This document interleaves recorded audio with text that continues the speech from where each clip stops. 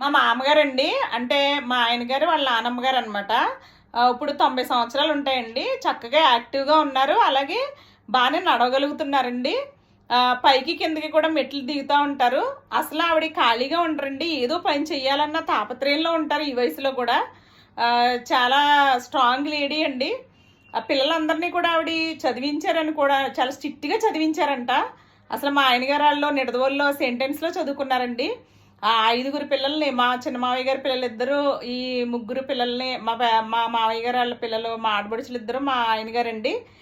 చాలా స్ట్రిక్ట్‌గా ఉండేవారంటండి. వాళ్ళందరూ కలిసినప్పుడు ఈవిడ దగ్గర పెరిగిన వాతావరణం అంతా తడుసుకుని మా హాస్టల్ వాతావరణంలో పెరిగాం మేమని అంటారండి.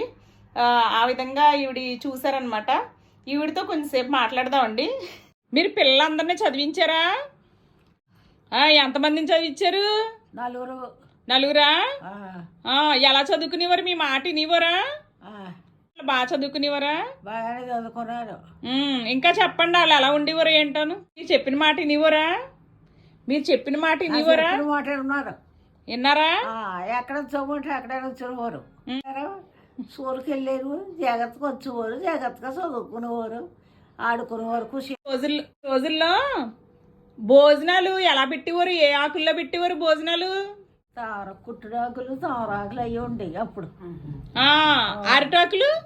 అరిటాకులు తర్వాత పెరిగినాయి. ఓకే, ఫస్ట్ తామరాకులేనా? తామరాకులేనా ఫస్ట్? వెనక పూరలు, సారమాకులు, తర్వాత కుట్టుడాకులు అవి చాలా పోసాను. అయితే తర్వాత ఏమో అరిటాకులు వచ్చినాయి. ఇప్పుడు అరిటాకులు కానీ భోజనాలు ఎడసలేదు. ఏం గ్లాసులు వాడేవారు? గ్లాసులు మరి స్టీల్ గ్లాసుతో ఇచ్చేవారు. మరి అన్ని గ్లాసులు ఎలా వచ్చి? అన్ని గ్లాసులు ఎలా ఉండి? ఎక్కువ సత్తరులో ఉండవా మరి?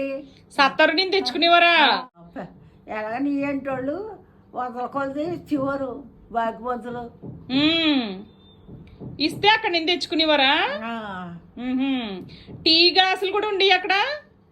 టీ గ్లాసులు కూడా ఉండి అక్కడ? టీ గ్లాసులు ఏమో గుర్తులేదు నాకు. మొత్తం మీద అలాగా పెట్టేవారు. మీకు ఎన్ని సంవత్సరాలు అప్పుడు పెళ్ళి అయింది? నాకా 10 సంవత్సరాలు. 10 సంవత్సరాలు అయిందా?